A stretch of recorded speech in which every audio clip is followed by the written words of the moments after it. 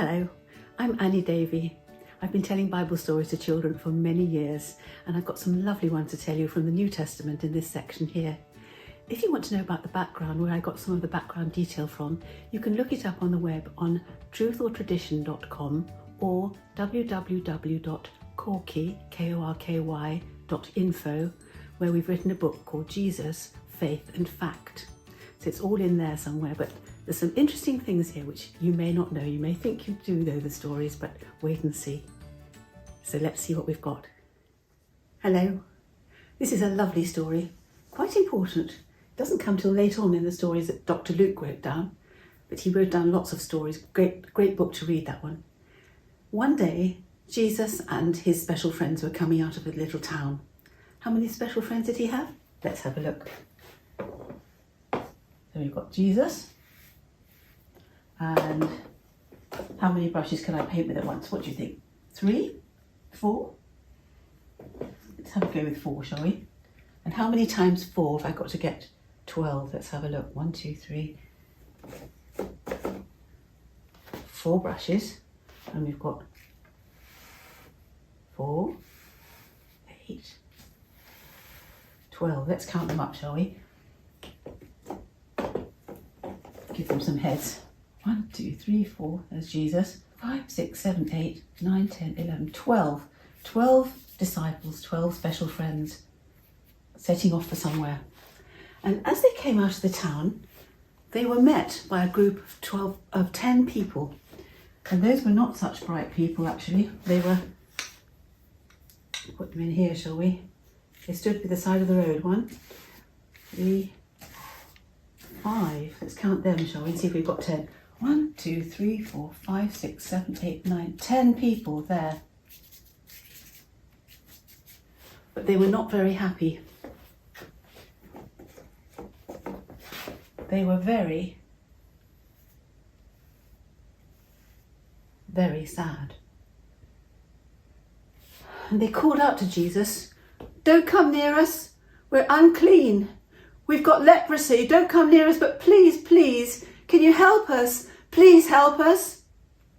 And as they called out to him, Jesus and his friends, they would have taken a step back normally, but Jesus didn't do that with people. Jesus went on towards them, and his disciples would have been saying, "Don't go near them, they've got leprosy." And you know, I felt a bit like that. A couple of months ago, I had some sun damage on my face, and I had special cream that made it all blister up, and it felt very sore, and it looked horrible, and I felt quite self-conscious about it.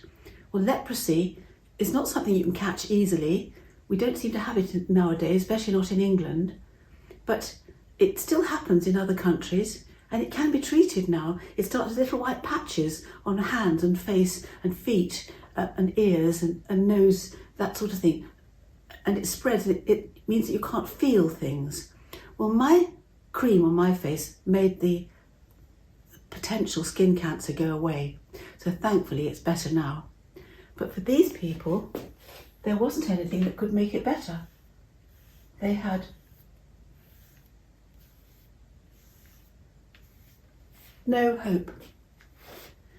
What would happen was that if they noticed on themselves that a little patch on their foot or their hand or their face that was going a bit white and didn't have any feeling in it, they would have to go to the priest in the town and say, "Look, I've got this patch here," and he'd look at it and say, "Oh dear, that looks a bit dodgy to me. I'm sorry, but you're going to have to go and live outside the town until that gets better, if it ever does." So they would have to come and live outside the town, probably in a cave or a shack of some sort. They couldn't go to work, they couldn't visit their families. It was social distancing to a 9th degree, really bad. And people wouldn't go near them because they didn't want to catch it. They didn't understand about it in those days. And so their family would have to bring food for them outside the town, and perhaps they would put it on a big flat rock nearby and put the dish there and call to them, "Mum, I put some food for you on the rock." And if she got there before the others did, she might get the bread or whatever it was. And they'd call out, "Are you any better?" And she'd call out, "No, darling, I'm sorry, I'm not. I can't come home yet." It's not getting any better. So how do you think they felt? They felt desperate. They were so lonely and so sad. But Jesus didn't touch them on this occasion. But he did this.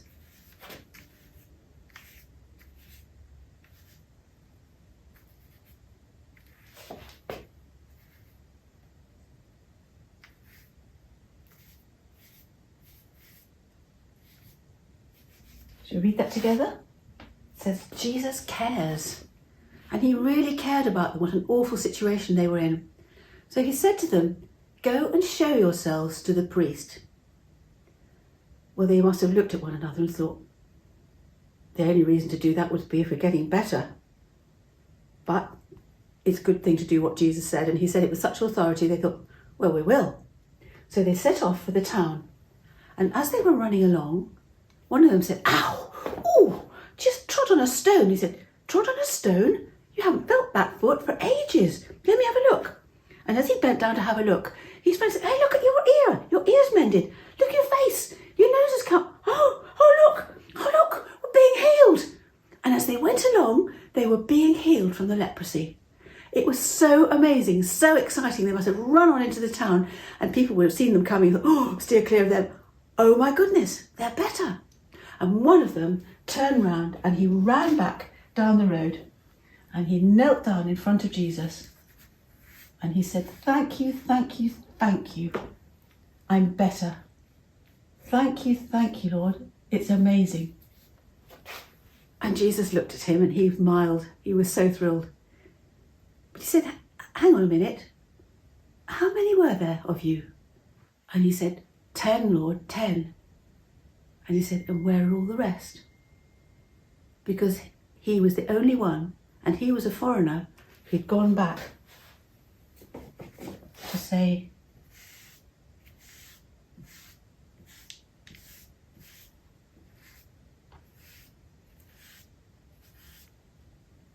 should we read it together? Thank you. He'd gone back to say thank you. We don't know what happened to him after that. But you can imagine that he went back to his family and that everybody must have been thrilled in the town, mustn't they, to see 10 people whole and well again. And the Bible teaches us that Jesus really cares about us. Sometimes it seems to be a long time till things get better. Sometimes we wonder if it ever will. But if we keep asking him and keep trusting him, there'll come a time when things are better and things do get better again. Dr. Luke always looked for stories about people who needed healing. So there's lots of stories in his book, in his gospel, about people who were made well again. And that should encourage us to keep praying and keep asking Jesus for his help. So perhaps you can think of somebody that you know who needs some help. Somebody who's not very well. I'm thinking of a girl that I know who's very poorly. And all I can do for her is to ask Jesus to help her. You think of somebody that you know and ask Jesus to help them, and then see what happens. You'll be amazed sometimes. So God bless you, and thank you for listening.